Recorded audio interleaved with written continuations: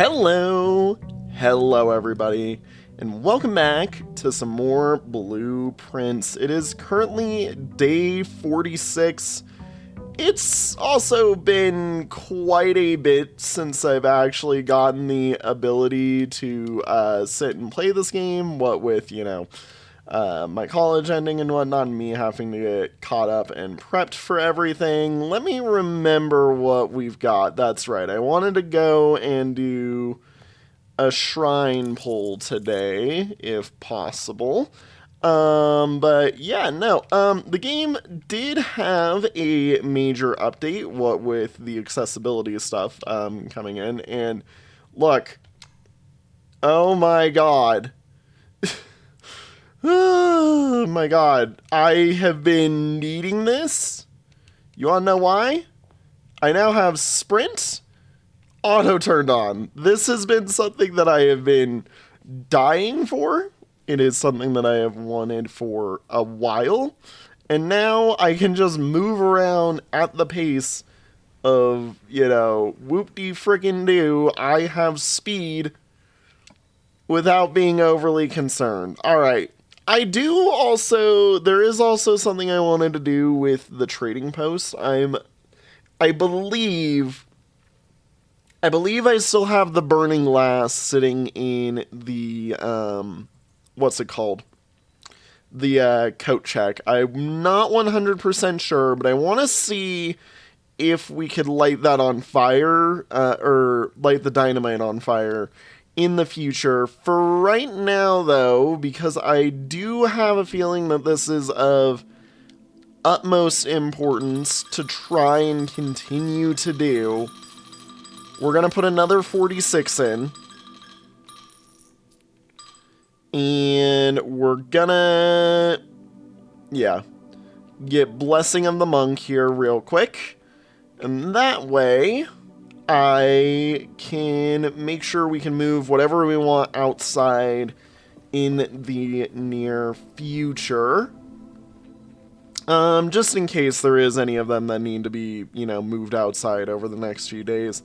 Additionally, I do have a longer-winded goal for today, and that is I want to get a magneglass into the dark room. I've had a lot of time to think about some stuff, and I think I've finally identified where I've been missing the orchard stuff. I just entirely blundered. Okay, you know what? It's fine.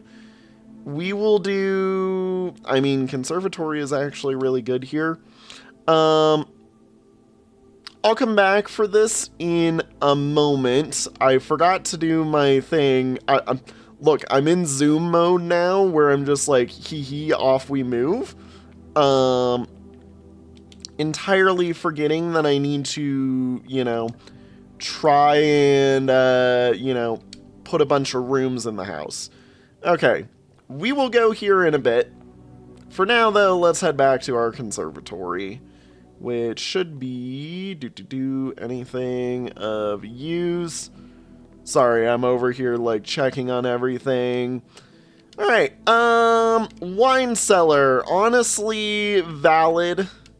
Furnace, also valid. Closed exhibit. See, I feel like this one isn't as bad as it is. I kind of like it. I kind of like it at unusual, just because as a red room, it isn't necessarily over the top deadly. The only thing about it that's bad is it's all security locked doors, which, if we're playing right, I don't even concern myself with, really. Because I inevitably get the thing that, gets us through there, and just, I don't even have a problem. We are really in a bad position where I'm basically being forced to take something that I don't necessarily want. I think if we take the breakfast nook and treat it as a dead end here, that's probably the best play.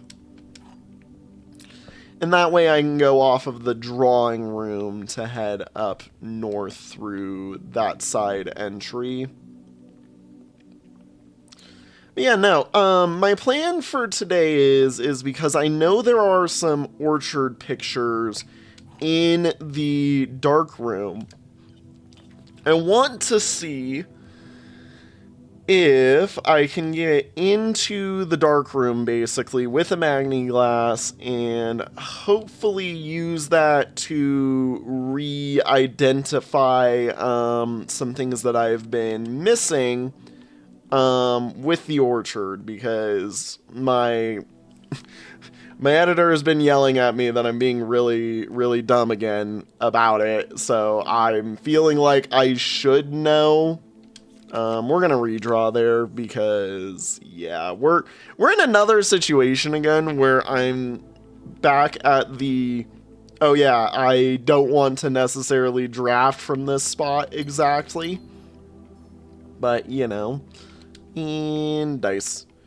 All right, let's, honestly, the hallway's perfectly fine as is. We just draft from here and go. Yeah, commissary. We don't have that much money, so commissary isn't that useful right now. Let's take billiard room, actually. That way we're progressing in that aspect. Any drinks for me? Can I finally drink this with the new update? No. Sad face. Alright. Let's go. We got 3 here, and then it's 13 squared. Oh god, that's 169, I believe.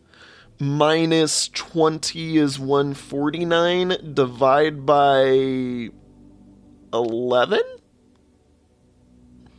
I didn't think 149 could divide by 11. Wait. Is that a different shape?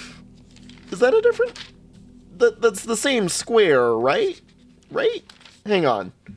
I'm pulling out my actual calculator here, because I need to triple check my math first off, just with the squaring. I mean, I'm pretty sure I was correct. 13.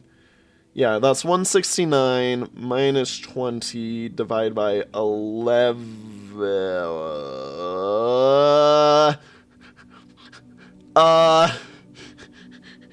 Chat, we have a new problem.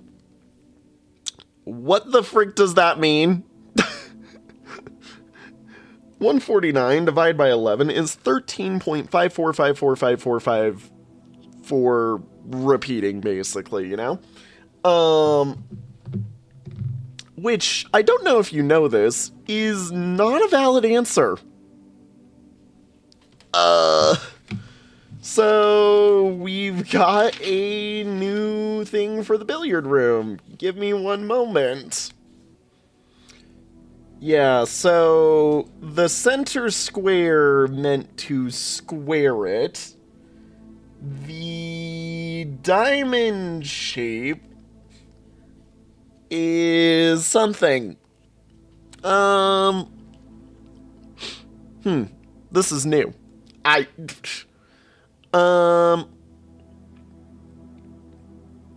Yeah, and purple is divide. So if I just ignore, so we know that it is going to be after the addition step, you need to do something. So if I were to, I'm trying to think of what it could be that would be an interesting math puzzle. Because if I were to flip the sign from 13 to negative 13, like this is just times by negative 1, basically, minus 20 goes all the way to minus 31, and we're still in the issue of 11 doesn't work. But I did just have the thought of what if it's not flip the sign, but flip the numbers themselves?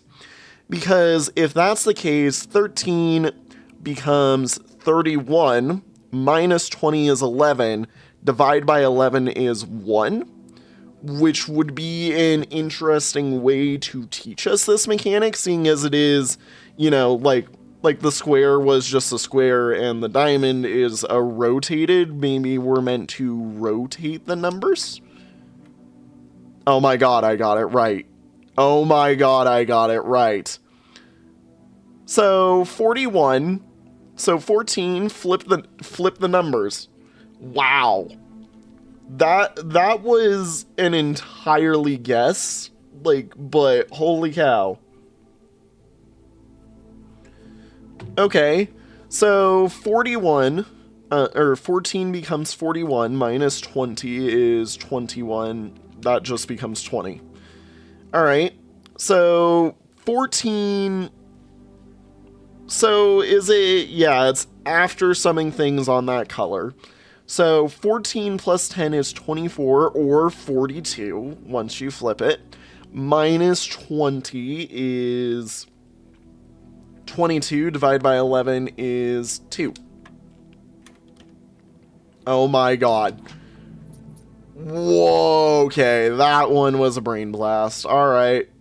So they're willing to do kind of a whole bunch of things, I think, with that puzzle, which is really neat because I've really enjoyed the billiards puzzle. I'm glad that they are willing to go that far with it, and make it even cooler. Because, yeah, no. And also, it's really nice to get to play this game again and immediately get forced to have brain blast moments, you know, like that. Freaking Jimmy Neutron over here. Brain blast! Don't know why I keep saying it, but yoop-de-doo. Here we are. Honestly, this is a good nursery time. We've only taken one boudoir, and we have multiple bedrooms remaining. This just should cover our steps for the rest of the day, in general. So, yeah, that'll be good. And what do we got up here? I mean, I could Mechanarium, but we haven't really done anything for the Mechanarium to really be good. The other option is we finally cap this area off and storeroom, but I also would rather just parlor. Gets us a bunch of gems, keeps things moving that way. Or I could reroll. This isn't really speaking to me. I mean, hey, look at that. There's that today should have been the day that I should have gone and exploded things. Study is, in my opinion, probably like one of the strongest rooms. And I also want to sit and, you know, use some of its stuff that it's gained for us. So I wanted to talk about the horribleness that was the drafting studios model, because I have an idea for how to solve the drafting studios safe now. But of course, we need to get back there with a magneglass. Basically, all signs point to I need a magneglass, like, today, just in general. I need magneglasses. Alright, let's get into the drawing room. Yoink ourselves our gem. Anything else? Nope. Okay, cool. Alright, bedroom here is really kind of bad. Yeah, we'll take the corridor. And then I want to get a corner here, like the boudoir, which is actually, like, perfect for us. We'll take this path first, just because it gives us a bunch of stuff. Doink, doink, doink. And then let's go. Yeah, den. Perfect. Exactly what I wanted to do. Okay, give me the jam. I yoink. Okay, You know, as soon as we can start getting some decent money, now would be a good time to parlor. Especially because that gives us like 3 whole paths all heading up. Office would also be a good idea. I wish I picked the conference room earlier. Conference room would have given us a huge benefit, really, because it would have pushed us to a spot where we could pull from office, really. Um, I don't know. I think the best move is going to be office because we still haven't done a lab yet. Yeah, thinking about it, I wanted the office. Oh yeah, that's right. My gem. My gem. Alright, let us do... Let's do the spread. And then we will log into the network. Get us going on the lab. You know, the other thing I realized is we can still technically, I believe, start every single day with one of these if we want to run to Blackbridge. But running to Blackbridge is a lot of wasted steps alongside everything else when we don't really have, like, majorly boosted steps at the start of the day. Yeah. Um, Ooh. Um, each time you find some trash while digging, permanently add some gold to your allowance is pretty good. It sets us up for stuff for the future. But we don't have a shovel, and I know that putting this in makes the game try to actively go against you. The other one that would be funny is adding a small chest to the entrance hall. I don't know if the trunks have the ability to give a magni glass or something like that, but this would guarantee that we have all the items we need. Really? Um, Wait a minute. The next 3 times you open a locked trunk, add a small chest to the entrance hall. That just is, oh hey, go to the entrance hall after you've opened 1 and you get all 3. I think for today, let's do this because I know that'll give us the resources we need to do what we need. So yeah, every time we find trash while digging, meaning we want a shovel, I also wanted to check something in the garage, but veranda here is golden, especially because we're after a bunch of green rooms. Again, the power of the green room is immense and insane. No trunk out here, but we now also have the keys to all of those trunks that we've gotten. Honestly, hallway closet here does go hard. It's not a perfect hallway closet. I think I'd rather re-roll. Courtyard almost always is where my shovel is located. And hey, guess what? There's my shovel. Shovel, my beloved, you're here. Oh, and keycard, my beloved, you're also here. Because I needed to absolutely bust this day in half now. Yep, see, and proof that the game actively hates you as soon as you put the, whenever you find trash while digging. Because it just gives you everything else. So if that's the case, now is probably a good time to make my way back, at least through veranda here. Conservatory in the spare green room and the morning room I'll have to pass on. But at least these 2 should give us something. Pebbles, there we go, there's something. Alright, and then... I mean, if you're just gonna give me the coat check with exactly what I need, like, that's actually just valid. valid coat checking right now for burning glass, just in case we need it today. I don't think we necessarily will, but, like, keeping hold of it is always worthy. Yeah, I kind of want Dovecoat to point upwards here. I could do hallway closet.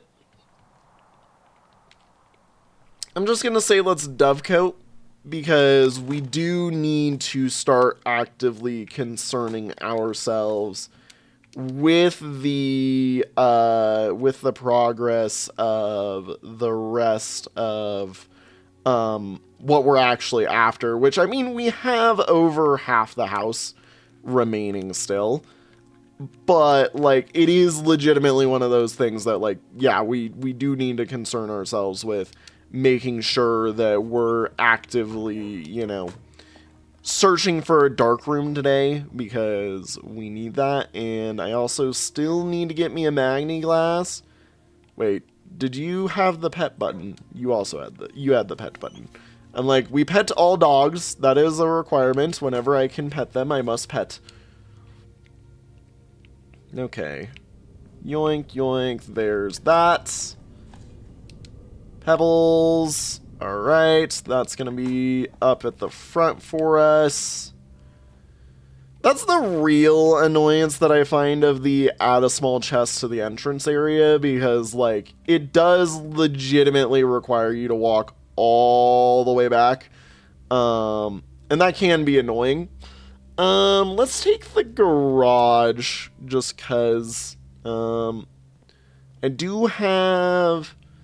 My editor is 100% sure that I have not gotten into the car. I swear I have. I swear that's where the note of the... Yeah, because this note here is telling about Kristoff basically getting fired. And I thought in the car was a note that mentioned, like, the final... a last second... as I forget all words, a last second delivery that's being made to somewhere in Sandy Heights. Well, we do want the dark room.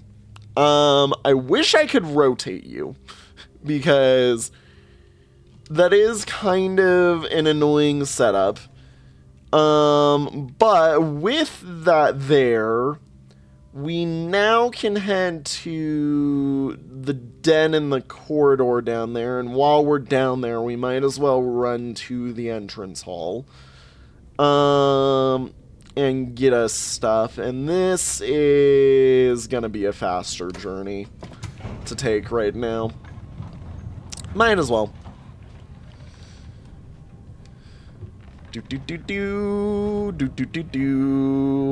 I mean, I don't think we need to really concern ourselves with getting to room 46 today, so I'm not necessarily going to. I could go waste the steps for it, but like I said, I don't think I need to. Through the hole in the wall. We are spending steps relatively quickly. Oh my god, you know what I just realized that I haven't done today? You know my ability that I have here, the Banner of the King? Yeah, guess who hasn't been using it? I'm an idiot. We want green right now, I believe. Like, I mean... Right? Do we want green for more digging? Or do I want blue? No, I think I just want... I think I want to guarantee that the commissary is going to show up, so I'm going to take the shop room so that I can most likely get myself a, what's it called? Oh, hey, look, it's the car keys. Wow, we can actually go we can actually go get into the car for sure, just to make sure that I have actually done that for real this time. Right, was there anything to dig? I thought there was something to dig in the conservatory, but I don't really remember. If there is, we will, we will in the future, but I am also low on steps. I need to draft something kind of important here. We'll redraw.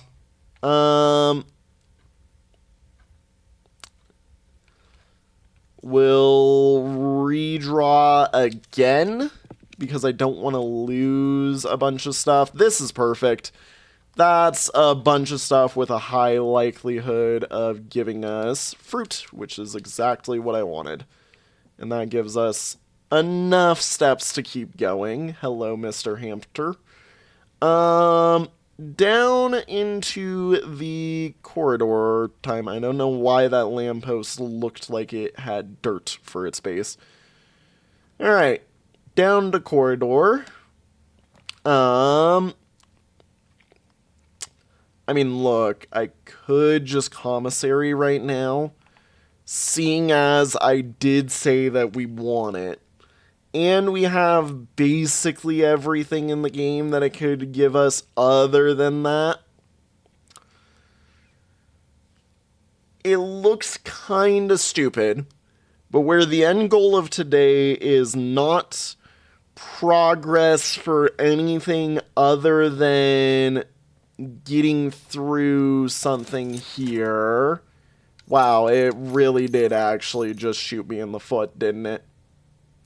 Okay, I need gems because we're gonna be gambling here, aren't we? Yeah, I did just go for the full-on gamble. Alright. Yoink. I saw that coin. Which does mean, yeah, time to head back over to the Foundation. In a hopes that we could try to figure it out via sheer luck. Wait a minute. Yeah, right, down here. Down here. I have to remember every single time I go through this, I'm like, where am I heading again? That's right, it's through here. Because, look, I want to get the Orchard Gate open. I am pretty sure that the 7th...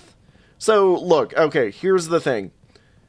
Either the 7th of the final, or the 7th letter, which we know is the last letter, is either in the drawing studio, which is mixed with the studies safe, which that implies something that I think I want to try if you can't figure that out from there. And, oh yeah, while we're here, let's open the car, not this. This. Yeah, and then that was the final drop-off. And you can open this. Yeah, because you can do both. I figured it was both. Oh, that's mean. Alright, so we have a secret garden key, assuming I can get into it. Assuming I can loop around on the dark room here. Alright. I know it's going to go dark. That's fine. Okay. We're just going to hope for luck. Honestly, we want... Oh, shoot. Because I have shops, gems are probably really bad right now. And compass. And compass. Oh my god, this could not have been a worse option. I'll take this. That was the right play. Okay, we got security, which is beautifully gorgeous for us. I'm gonna resist going there for just a little minute. I want to see if I can't set us up with some stuff. Okay. I mean, we're taking the casino here, but we're not going to gamble because I kind of need the money right now. And the free money that the casino gives us is kind of necessary for us. Please be locked so that I can secret garden key here. Beautiful. exactly as wanted, and now what I can do is we're gonna use the antechamber as a hallway, basically, because we need that. We need that for advancement. I also love that, by the way, they did not give me the lever to go across. Also, I don't know why I just said lever. I meant dig spots. They didn't give me a single dig spot to help improve my ability to survive today. What was I thinking about?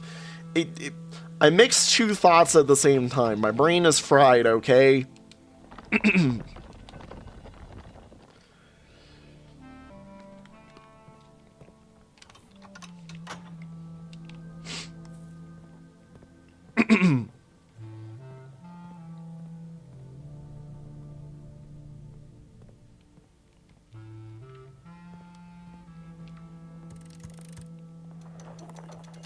You know what else I just kind of realized that we need? We also need a utility closet today, because the utility closet is going to be the only way that we actually get the dark room turned on. That's a problem, but it's fine, because we do have the rerolls for it. Just right now we're more concerned about just getting to the commissary. I don't need keys right now, game. I'm pretty sold on keys, so we're aware. Library is kind of valid. Let's set up to make sure that we can just keep moving.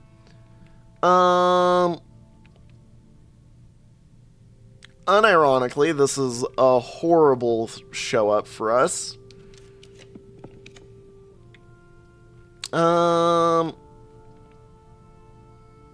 Yeah, I don't think we've gotten any other letters, so I'm just gonna place the order and move on, so that way we're getting stuff tomorrow. And, yes, we finally have more of these to grab. I want to read the story for the Curse of Blackbridge next, because that one sounds like it'll be interesting for us. We do have... Closed exhibit is accessible for us, so we should just use it as a hallway right now to move us through. Yeah. Hello, gentlemen. Goodbye, gentlemen. I'm starting to think that choosing shops today was a really bad idea, because I just wanted the commissary to give us stuff, and now it's like, yeah, that's a nope. I need the kitchen so that I can continue the day. But we are running out of time.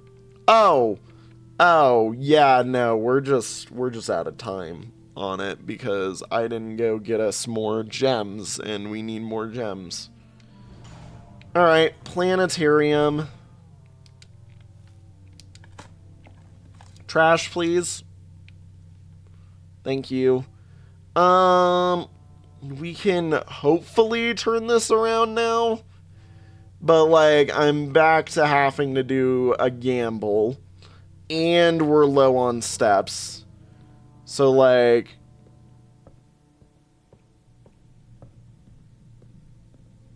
yeah, this is not looking good, guys. Not looking good at all. There is fruit throughout the house as we go that I should be looking for. That got spread there. I don't know if you could roulette. I think you have to have 20 for your roulette wager as the minimum.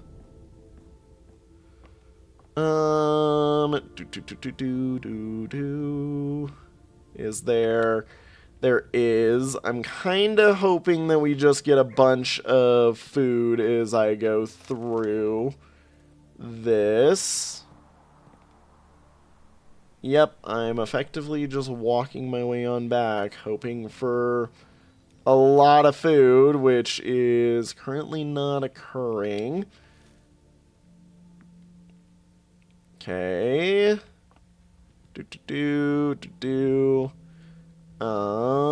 Into the boudoir. Can there be more food, please? He says as there's a banana staring him right in the face. And I need the commissary. Yeah. I wish the commissary gave me more food today. Well, I wish the commissary gave me the Magni glass today, because that's what I really need. Set of gems and gem. That's what we need. We need a bunch of gems to hopefully force this to occur. Green apple, thank you. And then there should be another chest. Bunch of money, which I don't currently really have a good usage for. There is nothing. There is nothing. Yeah, today really is just going right into the pooper right now for us, isn't it? Where I'm not allowed to get the one thing that I really, really, really wanted, which is the code for the orchard. Because I have a feeling that I can just put the Magni glass up to the dark room, you know, stuff, and that'll give me what I'm after, but like, yeah. Call the elevator. Excuse-moi. Can I get squished? I did and did not. Interesting. It didn't want to kill me. It did not want to kill me there. Okay. Well. Into the wonderful dark room, where I get to continue to hope and pray as I open this that things go well.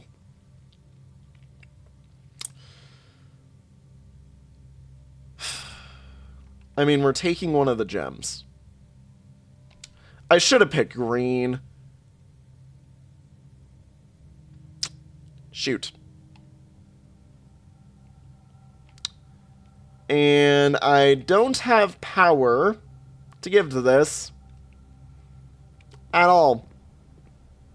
Damn. That was a mistake of a day then. Alrighty. Whoop-de. Frickin' dude. Day 46 was secretly cursed from the start to not be a day that I could do anything with, I guess. Oh well. At least we got Blessing of the Monk going. What should... You know, I'm curious about the secret garden going outside.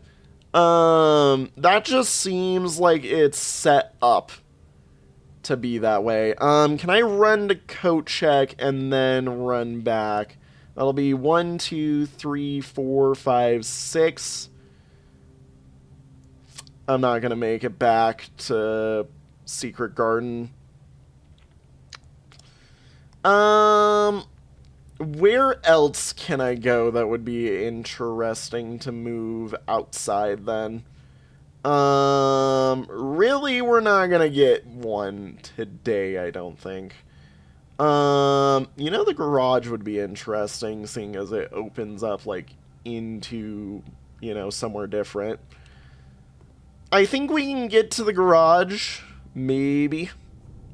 Like, just maybe we might be able to get back to the garage. But, like, I don't know if it's going to count my mess up with as, like, the foundation and what happens in that situation.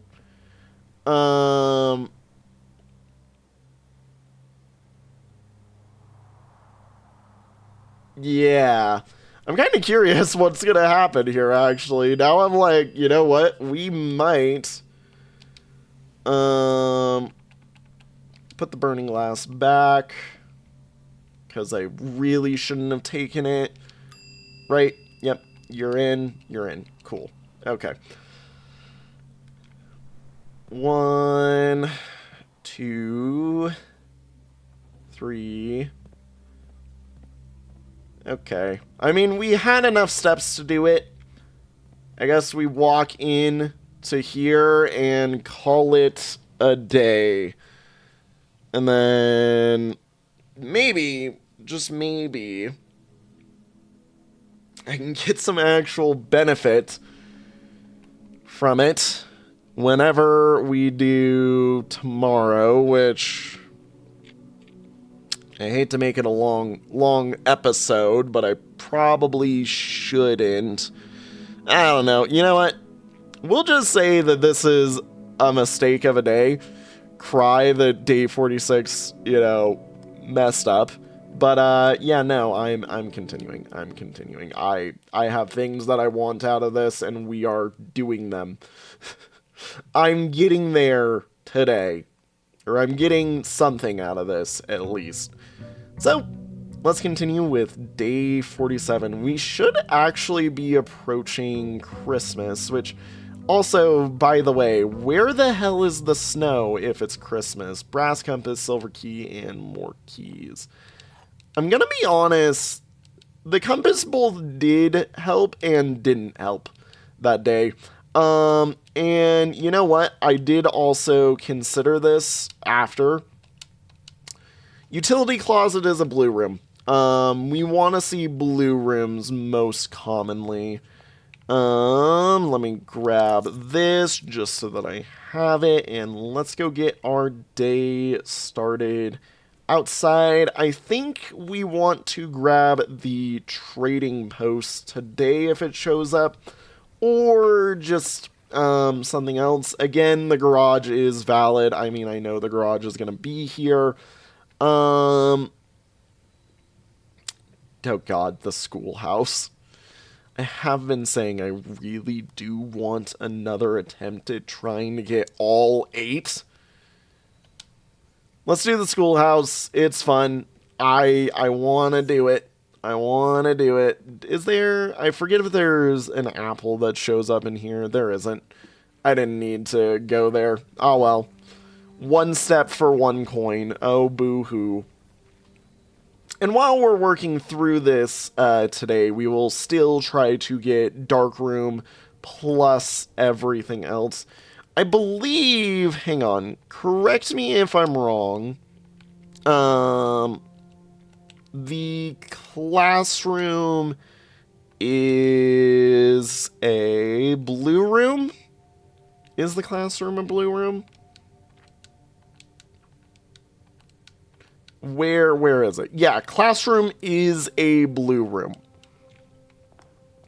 So it should show up more commonly as well while we're doing all this. Dining room early is a bit interesting of a play, but you know what? We take it. And study early is an insane play. This should actually guarantee that we would get it, but it is like an early cutoff to that side. I think we take Den over study, knowing that we will probably get study back later. What with it being blue.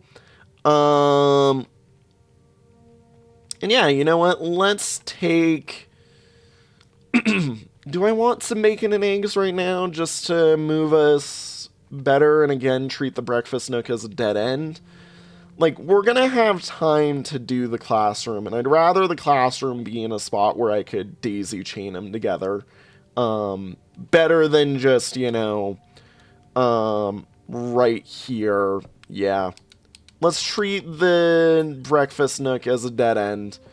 And we will open her off of the den. Or we'll treat the den as our main path forward, which means dining room. This is going to be my main, like, just little starter grab for material. Let's do classroom 1 here. We already know everything for this one. We're really after, you know, a bunch of other stuff whenever we get here. And we do get 2 redraws. Storeroom might actually be a good idea. Yeah, let's take storeroom, just because that's going to give us a lot of progress. Yoink, yoink. And then into here, we want a hallway of some kind. Honestly, wine cellar here is going to help us because we will be, again, like I've said, we will be seeing study at some point today. But I'd rather conference room just to push us so that we have access to the future areas. It is just real bad that we didn't get to use this in full and are using it dead-ended. And yeah, maybe I take study now. Or, you know what, we take drawing room, because drawing room buffs the classrooms, which helps us out even more. Due to it being a drafting run. Yeah. Yeah, let's go. Let's open this door, see what it is. I mean, yeah, you've got it exactly what I want it as. But I don't want that right now. We'll open the lab. We'll do something with the lab in a moment. And if only you were turned the other way, I would immediately yank you. Because you're not, I kind of want to reroll. I mean, we do need it if I am to do it.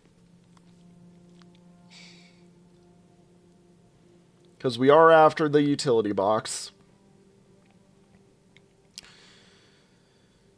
Or I go security so that it expands stuff for us. Or I go library because that's just free juice, basically. Let's take security. Security is going to be the best one for us. We already have labs, so we can use our secondary to grab shelter to force unlocks later in the day. If we get things going insane. 2 or more gems. Ooh. I mean, there's not that many 2-cost rooms. I mean, okay, here's the funny thing. This just gives us free red rooms. We just don't care about food, period, and I can just set myself up with draft red room, lose 5 steps, set myself to 40, you know. Like, I honestly want to take it just because we do need a red room today. We need a few red rooms, in all honesty, because, well, we don't need a few red rooms, but, like, red rooms become, honestly, a benefit more than a hindrance to us. And, again, like I said, we will go log in to, we'll log into shelter just to grab it, just to have it turned on and just to, you know, start doing the checks. Yep, radiation monitor. It should be very low right now. Yeah. Now, I believe this will be kind of an explosive experiment just because of red and how reds do. But we will see. I do also want to get the, what's it called? We do still need to get the utility closet. Like, the utility closet does need to show up. Workshop here might be good because it might be a shovel or sledgehammer that's sitting there. And those are always really helpful. Plus, this continues the day. It was the sledge. And a doink. In we go. I really wish you were, or I really wish I had the gems right now, and I wish you were facing the other way. We'll take parlor. Apparently the dining room ended up being our main path here forward. And yoink for extra food. Again, reminder, we do need to see a study today. The empty boxes both have true statements, okay? The blue box has a true statement. This box contains the gems. So the empty boxes both have true statements. If this is true, and this is true, both of these follow each other, which then says this should be false, but by this they would both have to be empty, so this cannot be the box that contains the gems because it becomes a paradoxical one. Meaning one of the empty boxes, so the blue box has a true statement, has to be false, which makes this also ooh.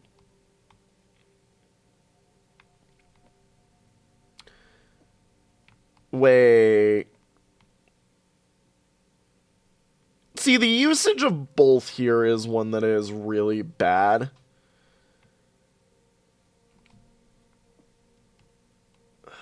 The blue box has a false statement. The empty boxes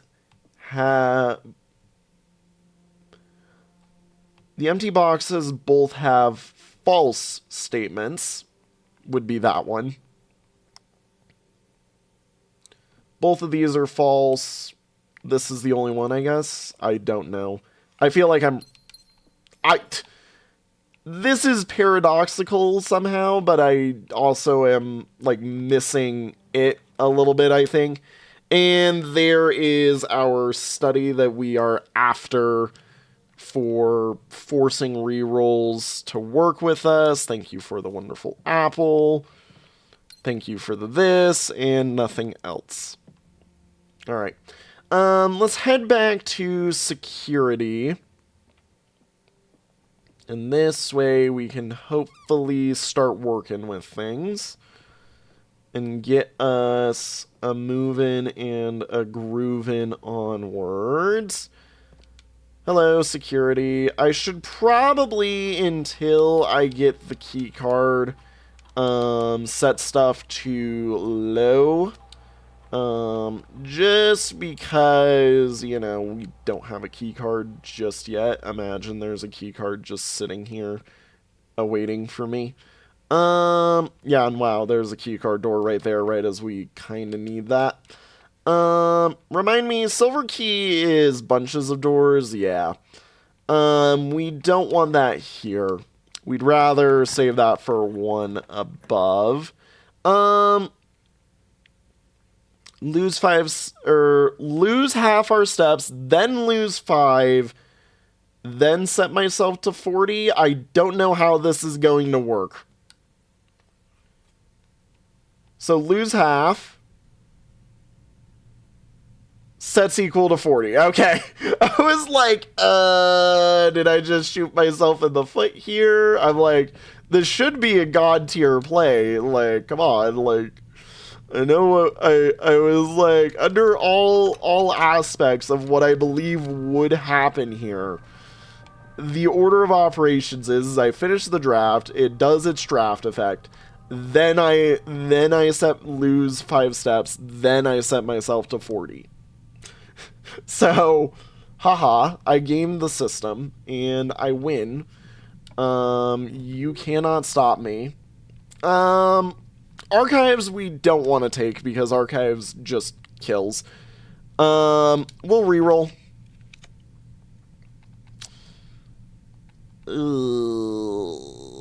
I mean, we take the next classroom, wrap it around maybe, take the many drafts that we're gonna hopefully get from this.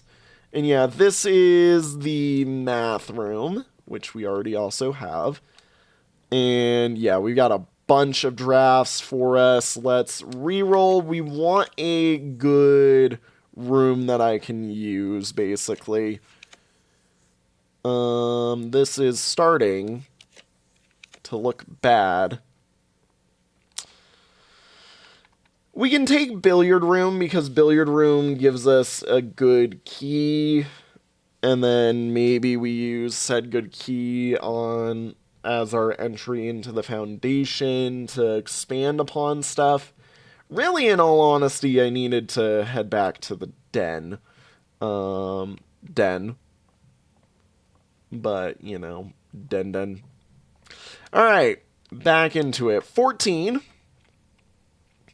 21 plus 10 is 31, which inverted goes to 13. 36 divided by 3 is 13, which goes to... Or, sorry, yeah. No, yeah, that is 36. Divide by 3 goes to... Why am I brain dead? Goes to... That's... Yeah, no, that's 12. Goes to 21 minus 2 is 19. I don't know why it was 13. I did the math wrong. 30 minus 9 is 21, inverts to 12. Hey, keycard. Keycard. That showed up at exactly the right time. Now we want the security room to be flipped to high show up of security cards. Let's go set that real quick while I've got a moment. Because, yeah, we need that. And this should be really quick and easy. Boop, boop. And boop. Alrighty. There we go. Now we start searching again for the utility closet. We're gonna rotate into library here. Just because that's gonna give us what we want. Oh god, I forgot that I straight up gave me a book to read today. You know what? It might have been a smarter idea to break this up into 2 episodes. Alright, Curse of Blackbridge. Thank you, me, for getting this. Yep, and it is the 23rd, as we are aware. The Legend of I can word. The Legend of Blackbridge is one that's well known to the people of the Grand Realm, for versions of this tale have been passed down from generation to generation, with each new telling the story has changed, becoming over the years more colorful, more verbose, and, as one might expect, increasingly horrifying. However, with so many renditions and unique personal touches, the task of combining and binding this tale to text seemed an ambitious and impossible challenge. Over the course of my research, I have heard dozens of variations of the legend, and while the details would often change, I was surprised how much of the story's heart remained the same. Yet, the more I listened, the clearer it became that there could never be a definitive version of this tale capable of capturing all the wonder and myth of Blackbridge. In the end, I choose to write down what felt most authentic, the story my grandmother told me as a boy long ago. Part 1. The Berry Picker from Oris. Many years ago, before peace had become a familiar word, there lived a group of rogues so wayward that the locals deemed it appropriate to call their number the Unholy Hounds. They were feral outlaws composed of society's worst in a time when society was at its worst, and for each crime that fearful travelers credited to the group, a dozen more lay unclaimed, each worse than the last. For the gentry, however, who often value their coffers more than their companions, no crime could measure more wicked than that group's primary enterprise: highway robbery. One such member of this so-called band of rogues was a boy of 13 years, Jesper, who had not been lucky in life, having lost 2 brothers to war and parents to famine. In the years of hunger that followed, Jesper lived in a gutter behind a churchyard, relying on the nourishment of scurrying bugs and weeds harvested from the cracks of the alleyway to sustain his pitiful existence. It was not surprising that a child aiming to escape such hardships would take an easy road out. An easy and well-traveled road, paved with temptations, leading out of the city and into the gentrylands, where loose purse strings entwine with the strands of salvation and glisten equally with the hope of opportunity. It was this road that eventually led Jesper to the end of his youth, a hidden cave at the bottom of Blackbridge Canyon. It was here that he met his surrogate family and saviors, the notorious gang of godless outlaws known as the Unholy Hounds. Despite the hardened circumstances that had led him to his vocation of banditry, Jesper was surprisingly tender-hearted and was often teased by the group for being too kind for such an ignoble life. For this reason, Jesper was assigned the innocent role of berry picker. It was not just innocence that set berry picking apart from the gang's more wicked undertakings, for it was only duty performed without the safety of night's concealment. Jesper, no stranger to solitude, did not protest that he alone worked while the others slept soundly, tucked away in a cave at the bottom of Blackbridge Canyon. On one such occasion, Jesper decided to get an early start. He left the cave, berry basket in hand, and set out into the woods before the morning sun had even brushed against the tallest treetops. It was colder in the mornings, but the headway dawn afforded meant Jesper could reach the furthermost berry patches without worrying of being chastised for tarrying upon his return. Took over 3 hours on foot to reach his destination, and along the way Jesper had passed by many a familiar bush, all priorly pillaged and so bereft of berries that one would have to dedicate several moments in earnest examination before finding a single one. Jesper was patient, but even patience has its limits. He was confident that even accounting for the time lost to his long stretch of travel, his efforts would be well worth the pains. Surveying the patches in this new grove surprised even Jesper. The red dots suspended amongst the leaves seemed as numerous as the stars in the skies. Upon seeing such a bounteous sight, he clutched his berry basket tightly and nearly toppled over out of joy. Once he had regained his senses, Jesper quickly made a decision. He would not reveal the location of his newfound treasure. Instead, he would earn the respect of his confederates who, upon seeing his yield, might attribute the success to hard work. Smiling at his plan, Jesper set off to fill his basket and was making steady strides in this task when the sounds of thundering hooves interrupted him. A carriage is approaching. The thought of it made Jesper freeze. He had been so enchanted by his discovery that he had neglected to observe his surroundings. How could a roadway be so close? He ducked down and crept toward the impending sound, hiding behind one of the larger bushes nearby.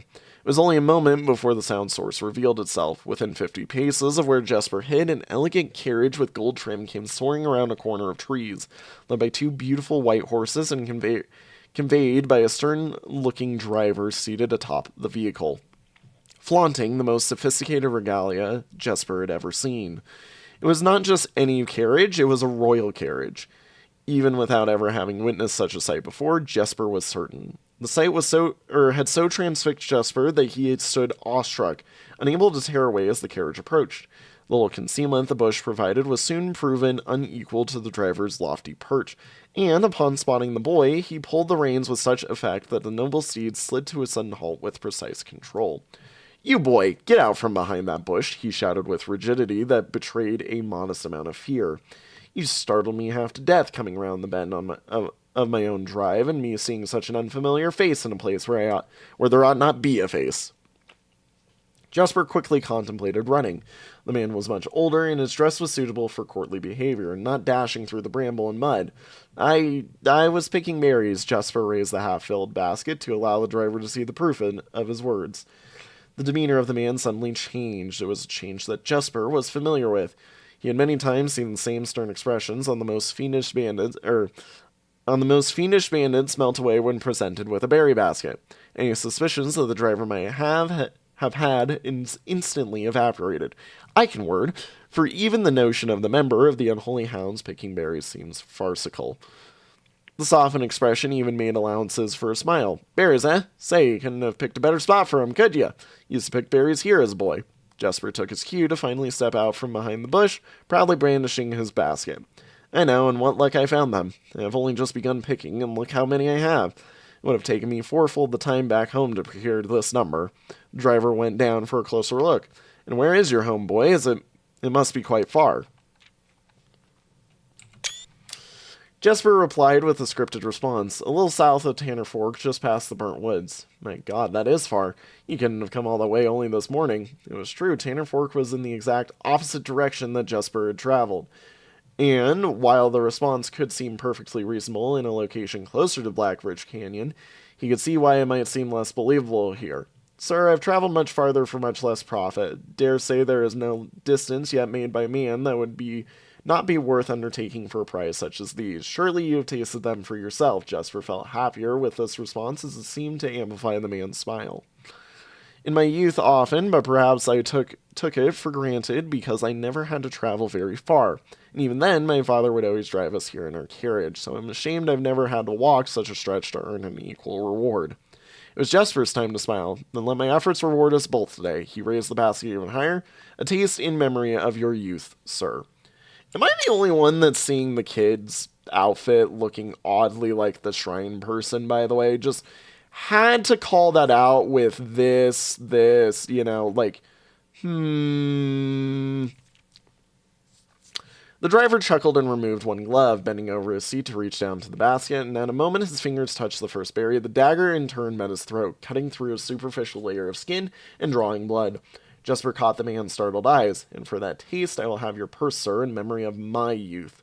The driver's arm had gone stiff, his chin raised and trembling, more frightened than he had ever been before. Whether unable or incapable of speaking, he did not respond to the boy. Perhaps he did not think his jaw could afford to be engaged at this particular time. Jasper let the basket drop, freeing his other hand to probe the man's pockets. Do not mistake me, sir. I will not kill you if you give me no cause. Though I will admit the thought of taking your carriage and leaving you the indignity of walking appeals to me. Unable to find a purse in the man's coat, Jasper pivoted to search the seat under him. Why have you no purse upon your person? The driver slowly raised his hand cautiously, pointing towards the carriage door behind him. Jasper lowered the knife's edge in a small degree to allow the man to speak, which he did in turn softly. There's a lockbox in the carriage. Well, come down then and grant me the courtesy of sparing your life and binding your hands, a concession I assure you of my tender heart, for it would be much easier to slit your throat. The man started to comply, slowly lowering himself from the driver's seat of the carriage. Once down, Jasper guided him away from the carriage to a nearby tree, where he instructed him to get on his knees and put his hands behind his back. Excusing his inexperience, the man indulged Jasper while he figured out how to adequately bind him. The smiling kindness Jasper had seen on the man's face, now nothing more than a distant memory. In their place, cold, dark eyes displaying no emotion. I wonder, should I grant you the same clemency you are showing me? Jasper stopped, surprised by the question, but ignored it. Secured the final bindings, and then hastily returned to the carriage. With one hand on the door's handle, he turned back to the man. If there is no lockbox, there will be no clemency. Inside, the carriage was surprisingly dusty and unswept, a stark contrast to the elegant and polished golden facade of the exterior. It had apparently been many years since the passenger enjoyed passage in this vehicle. This all but confirmed what Jasper had suspected. The driver of this carriage was not a livered servant of the employ of some greater master. Any curiosity that this observation might have further produced was quickly abandoned upon seeing what rested under the carriage's back seat. A large wooden lockbox. Despite its hefty appearance, the box was surprisingly easy to handle. Within a few minutes, Jasper had dislodged it from his hold and carried it out into the sunlight. Inspecting the box carefully, 2 observations were made.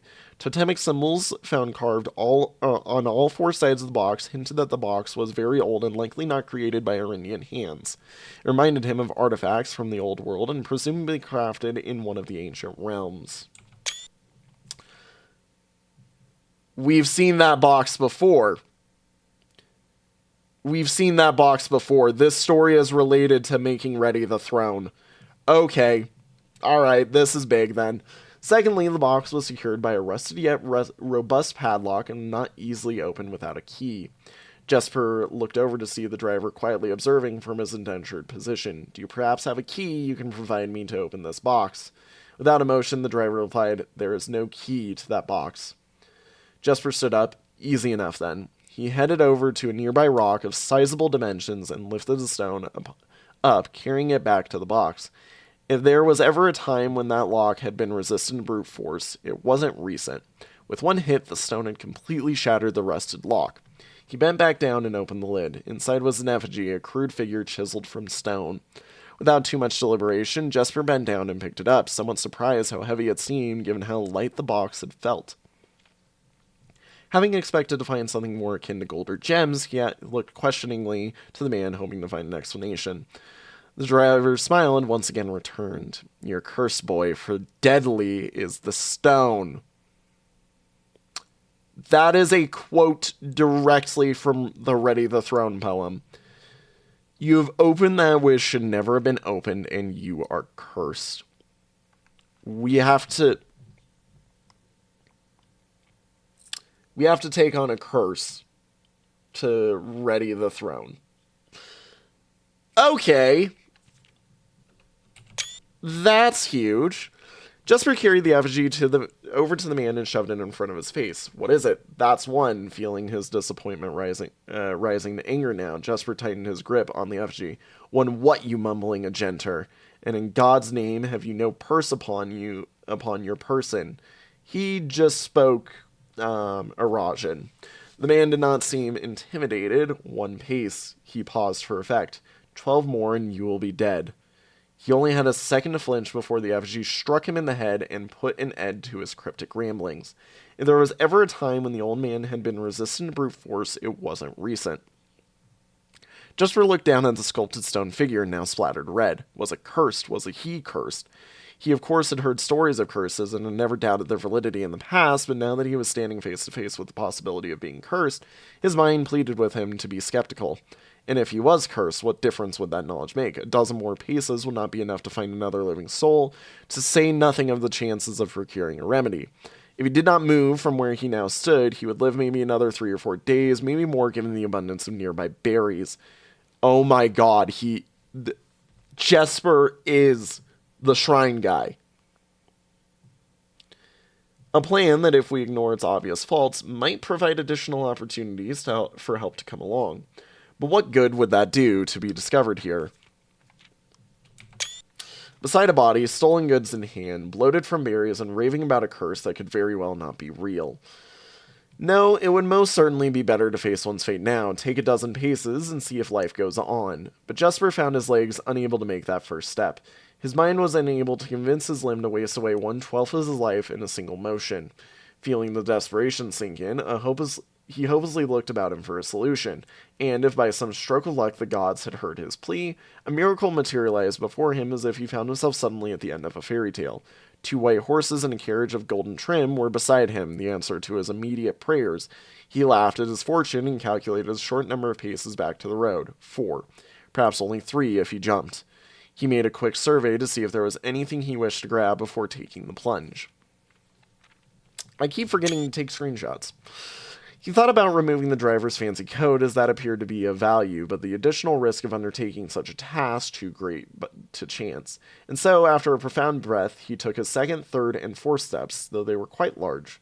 Seated now behind the horses, he reached for the reins and suddenly realized that he was still gripping the effigy. If the curse was real, then it would be better certainly left here. If, on the other hand, the story were fictitious, then maybe some appraisal that could be made of the figure. It was, after all, found within a lockbox, whose typical function off-secures objects of value. Having witnessed firsthand the horrors of destitution, Jesper found his mind equally reluctant to allow his hand to let go. If it is cursed, I die. If not today, then tomorrow. And if I die, what care have I? And with that statement said aloud to the horses, seemingly, Jesper took up the reins with confidence. Part 2, Below the Black Bridge. Miller awoke to some light nudging from a familiar foot. Only one person would have cheek to awaken him in such an ill-mannered fashion. Shaking the sleep from her eyes, she glared up at him in the darkness, but did not say a word. He nudged her again, teasingly, then stepped back into the dim. After taking a moment for her eyes to adjust to the darkness of the cave, Miller remembered. She was on third watch today. Quietly collecting her things and wits, Miller turned as she left, waving to her young friend, who was more than already asleep. She crept through the cavern's main passage, careful to not wake the sleeping bandits around her. Like a hero in a book, she often mused. Quietly, she grabbed a bow from a half-hazardly formed pile of weapons, shaking the accompanying quiver in the darkness to assess how many arrows it held. She then walked towards the sun-drenched mouth of the cavern, ready to start her shift. Above her, in one of the few trees found in the canyon, Miller could see that Ravia was already posted. She waved, and Ravia waved back. Calling out to each other was strictly forbidden. Anything louder than a jester in the canyon was forbidden. When Miller reached the tree, Ravia lowered a braided rope and pointed to the ground behind her. Miller turned, following the figure, and saw a pail of water resting beside a nearby log. She turned back to Ravia and nodded and secured the pail to the rope. The pail went up first, and in turn Miller followed. Ravia reached across to grab the water. Miller leaned back to give her space. There was not much room for maneuvering in this tree post, a necessary concession for the concealment the outpost demanded. Ravia tilted the pail up to her mouth dramatically, illustrating how thirsty she had been.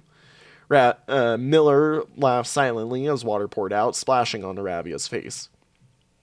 It was a bit too daring and noisy of a joke, and had the others been around, they would have certainly been scolded for the unwarranted sound. But Miller appreciated the efforts Ravia took to verbalize the silence of the morning. They had been on third watch together for over a month, and during that speechless time, their friendship had grown into something special. Affection was unsurprisingly scarce among the unholy hounds. She had felt camaraderie before, of course, but intimacy never. From their elevated vantage, the girls could see both the concealed entrance of the cavern as well as the clear view of the bridge that spanned across the canyon. Black Bridge was the link between the Gentry lands and the northern mountains, the overpass that connected Orris and Reddington. To the city-faring travelers of the realm, the bridge was an unavoidable crossing. In the day, the task was to ensure that travelers passed by without stopping. At night, the task was to ensure that they do. Like most of her band, Miller preferred the night. The biting glare of the sun might be tolerable to farmhands and bricklayers, but to a cavern-house bandit, it was a source of constant annoyance. In the day, there was no shroud to conceal her expressions, nor to hide her thoughts. She felt exposed. Ravia touched her elbow and pointed up. Miller, striving to suppress a budding smile, suddenly shook her head in response. There were many signs that the unholy hounds used in lieu of words, but the two of them had developed an extended vocabulary. Gestures quietly formed in the shared solitude of their month among the branches. She watched as Ravia shifted, placing her palms flat on the floorboards beneath them. Miller knew what she was trying to say, but shook her head a second time. It was often more fun to pretend not to understand. Ravia rolled her eyes and turned away, looking back to the canyon. Squinting through the leaves, the girls held still, watching and listening. It was not long until Miller, too, heard the sounds of approach. Ravia held up two bent fingers, and a few moments later, two men emerged from the bridge's southern end. They were dressed in a familiar uniform, long gray coats with black facings, white waistcoats, and black tricorn hats. They belonged to the local patrol, the Black Guard. Although not an everyday occurrence, their presence at Blackbridge wasn't an unusual sight. It was typically indicated an important traveler's impending passage across the bridge, information that the girls would promptly relay to their leaders as soon as the coast was clear. But this report, while exciting, was rarely acted upon. In Miller's 5 years in the Unholy Hounds, she had never once seen a carriage taken in open daylight when the Blackguard was nearby. The men had nearly reached the bridge's north end when Miller heard the horses, faintly at first, but growing louder with each passing moment. Ravia's eyes met Miller's, the same concern mirrored in each other's expression. This did not sound like a typical carriage cautiously approaching the bridge to cross. Instead of the familiar crunch of high road's gravel, they heard the harsh clattering of hoofbeats against stone. Both girls quickly redirected their attention downwards, looking through the foliage. The sounds were not coming from the high road, but from the canyon itself. The horses were coming from below the bridge. In an instant, Miller knocked an arrow and drawn her bow. Go. Ravia was gone before the whisper had even left Miller's mouth. The young scout was already sliding down the bank below, racing toward the cave. There was no road that ran below the canyon. There was no reason for numerous horses to be approaching their cave. There was only one reasonable conclusion, and both girls had reached it instantly. The base had been compromised. This was a blackguard attack. It's not. It's the boy. The moment the horses came into view, Miller let loose her first arrow. She was surprised to see a carriage. She had expected cavalry. Before she even finished processing the thought, her second arrow was in the air. Without a trail, it would be unthinkable for a carriage to traverse such rough terrain. Yet she watched as the wheels jolted over the rocky riverbed.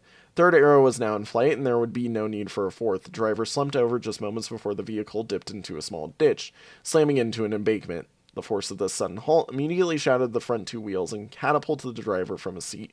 Utterly confused now, Miller quickly glanced over her shoulder to see if any horses were also approaching from the rear. Down in the canyon, the entire horde of the unholy hounds came spilling forth from the earth as if hell itself had suddenly sprung open. The group seemed even more bewildered than Miller, half asleep and tripping over one another in a desperate attempt to engage an unseen enemy in combat. Miller could see Ravia among their number, the only one looking up at her. Her expression was chilling. There would be no need for a silent gesture to convey what they both now realized. They had made a mistake. The gang's chieftain, Jeffrey Hart Slasher, led the others, cautiously approaching the crashed carriage like a suspicious fox would near a baited trap. There were no words exchanged as the group crept forward in customary silence. A dozen or so paces in front of the wreckage lay the far-flung driver, an arrow protruding from his broken body, and beside him a blood-stained effigy carved from stone. Miller was inconsolable. Jesper always had been her favorite. He had always shadowed her in the night, clinging to the hems of her every move, the way a child tails behind an older sibling. Tender-hearted, she had always called him, though deep down she had known that wasn't quite true. His appearance of gentleness concealed a raw, resilient durability that emerged in the most perilous of situations. He had been a flower among the nettles of this cave, but he still had thorns, honed by a grim past and 100 hands of misfortune. They buried him in the darkness in the back of their larger cabin rooms. He was interred with a berry basket and a silk handkerchief that he had treasured. Oh my god. They literally buried him in what the shrine is, basically. My god. The mysterious effigy they had found beside him served as a distinguished gravestone, a marker that stood out as somewhat special among the rows of similar swords marking neighboring plots. No one spoke, not even in whispers. There was nothing to say. Miller awoke the next day to a thunderous shaking and rattling of the earth, a far cry from the playful nudging of the previous day. She strained to adjust her eyes, but the choking sting of stirred-up dust caused her to flinch. Panic was also in the air. The sounds of scurried footsteps and clattering feet filled the space around her. But even in alarm, the silence was louder. What was it that sounded so strange? Miller closed her eyes tight and used her feet to guide along the passage. The whispers around her were getting louder, and intense voices could be heard ahead. Louder speech than she had ever heard in the canyon. A growing dread grew as Miller approached the mouth of the cave. Her eyes now opened wide despite the dust. Shouldn't it be day? Miller felt a hand in the darkness pulling at her. It was Ravia. The two embraced, and Miller did not need to see her to understand. Ravia placed two bent fingers against Miller's cheek, and with that touch against her face, Miller felt the same sinking feeling from the previous day. Two bent fingers confirmed what Miller had suspected. The girls had forgotten to relay one critical piece of information to the others. An hour or so later, the screams began, blood-curdling cries of hopeless desperation. Captain Frederick Lee of the Blackguard locked down from the ridge of the canyon and collapsed the entrance of the cave. Ah, he grinned. Now they speak.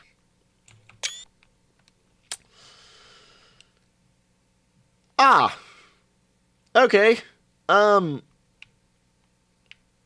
Well, that was a story and a half.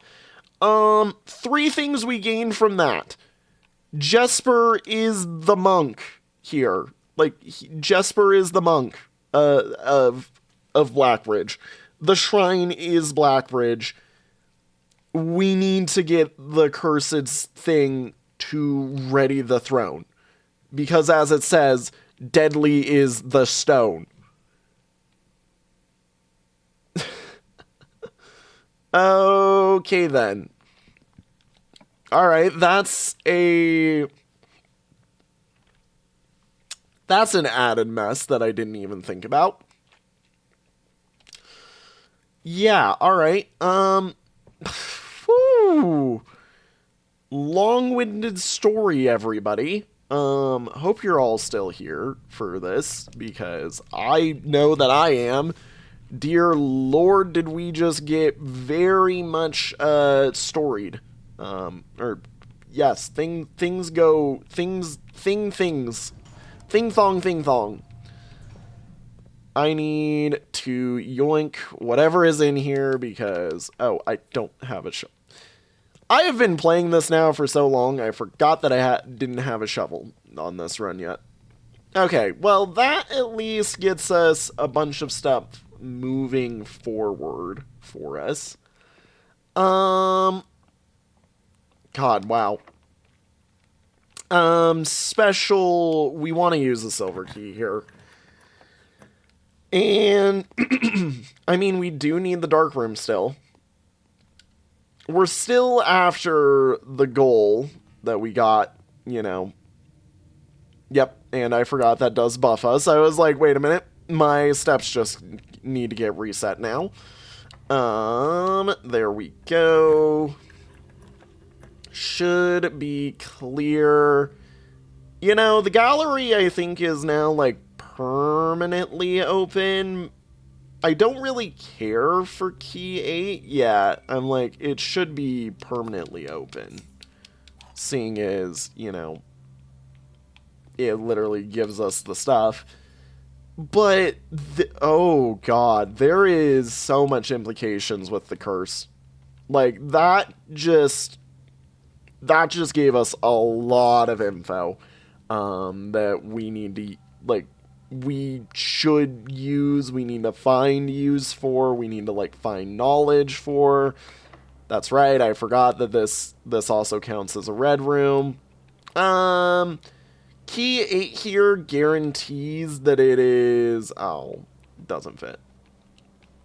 I'm like, key 8 guarantees that we have a corner here. When, you know, we kind of need it. We can re-roll. We'll grab the pantry. I'm missing a lot of, stuff that we need. Dear Lord, the amount of keys this corner needed. I mean, yeah, if I could get Kennel, it would, or if I could get a shovel today, Kennel, it would be helpful. But sadly, I don't have that affordance so far. Get petted. We continue. Oh, I just realized I got so taken out of it by the lore being just dropped on me, basically, that I didn't even consider the fact that yeah, I need to make sure my day doesn't necessarily end here. I should have used the foundation. Whoops. Oh well. We're already halfway there, and we needed to go to the conference room anyways, because that has our gems, that has our stuff that we're after here. Should be a bunch of things for us. Really? That's it? Didn't we have... Yeah, we have spreads gems to... Oh, to each green room. I'm the idiot here. There's only one green room, and yeah, duh. Yoink on the porterhouse, which we don't have a showroom, so, oh well.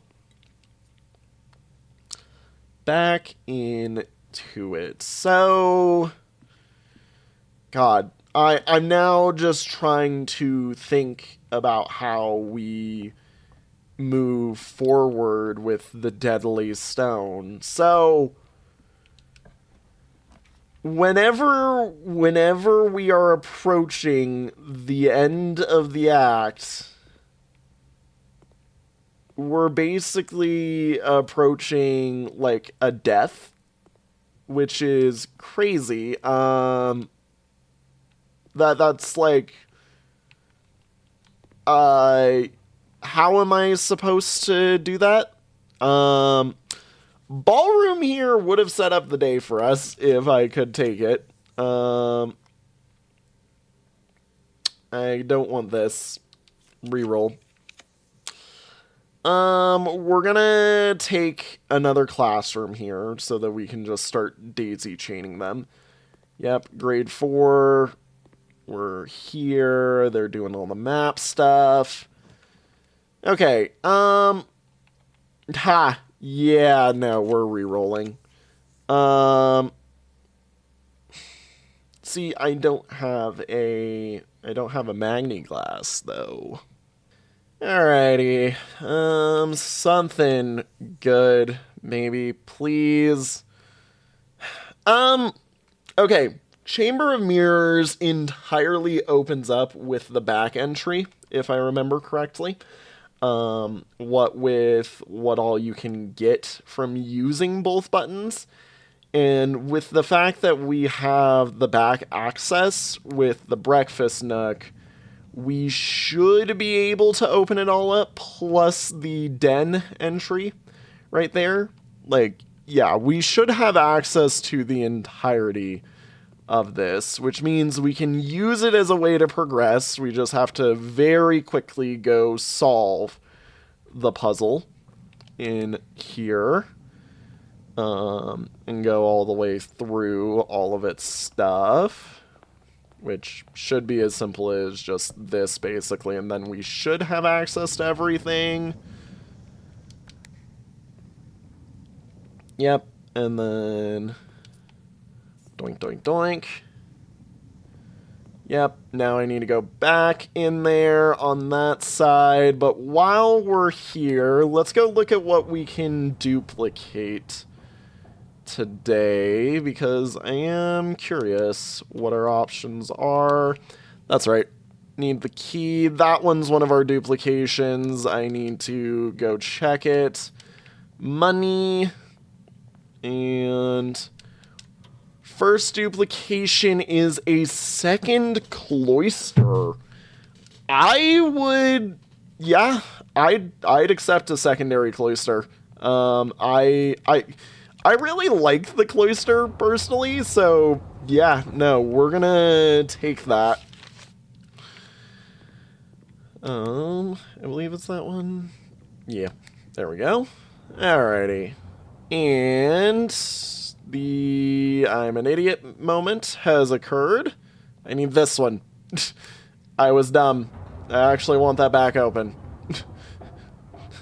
Please reopen if You're the one that needs reclosed, and then we will reopen you in a moment once I see what my other duplication is.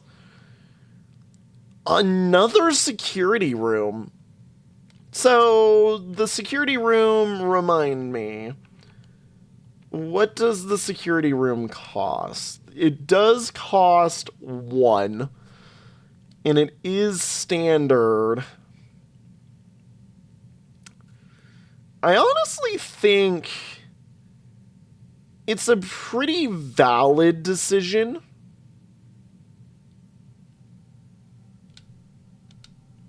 Yeah, let's do it.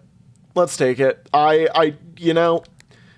of one of those ones where I'm like, why would I, but why not? Might as well. Okay, let's pop that open. Sorry, I meant pop that open. Pop that open. Alright, and now I just need to get back into the den, and we should be able to unravel the whole thing. Okay, cool. Nope, I want that back. Also, need this. Okay, and then that should be all opened up nice and neatly, I believe, to let me in. What do you do again? I forget what you do. Right. Nope. You're good. We want you open. Okay. So yeah, that should be open, I believe. I believe. What does this one do? Right, yeah, that's the one that opens up that one, which is what we want. Yep, okay. Cool. Just me being brain dead. I've had to take a few breaks in this episode because of life matters occurring. Alright, that is almost all doors open other than that one, which turns this into a full four-way room for us, which is what we care about because it lets us continue. Donk. Really? Really? All of that just for that? Oh my god. You're kidding me. You're actually kidding me that you would do that to me. This is bull crap. Oh my god. This is utter bull crap. Are you actually serious right now? I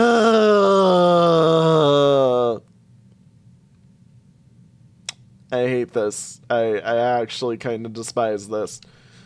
Okay, well, we're gonna end in the planetarium again. We're really not using my monk blessing, like, at all, because I haven't gotten anything that I really want the monk blessing for, because it...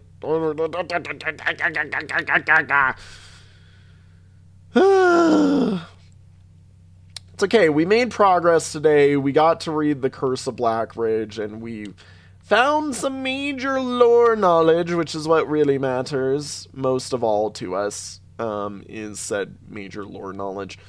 I was really hoping we were going to be lucky and get a move into something that, you know, helps us out, but everything kind of just collapsed in on itself and said, nope, you're not getting that today, so womp womp. We tried. I also think I was playing badly because it's been a while since I've played. But yeah, with that, everybody, thank you all so much for watching.